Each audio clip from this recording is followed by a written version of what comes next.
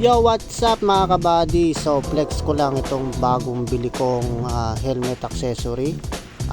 Cellphone holder ang tawag dito, no? So pwede rin to sa mga GoPro. Yun nga lang, wala pa tayong pambili ng GoPro ngayon. So cellphone muna ang ikakabit natin dito. And yan, testingin ko kung maganda ba at ano ang magiging performance nito sa aking pagbibideo.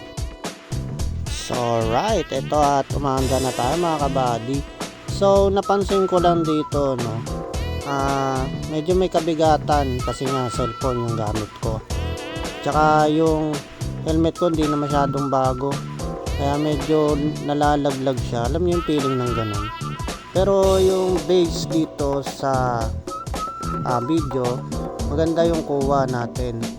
Yan, kita nyo, linaw naman, diba? Kaya goods na rin to. Siguro maganda kung bago rin siguro yung helmet ko para kapit na kapit sa ulo ko. Dito kasi na-adjust ko pa eh, kasi bumababa yung view nung lens nya, tama ba? So basta yun, gets nyo na. Medyo nakakabaliw rin eh, no? And yan, ito yung makukuha ng mismong cellphone ko. So masasabi ko na okay ito, kahit ganito lang muna ang gamitin ko pangkuha ng mga video habang nagda-drive.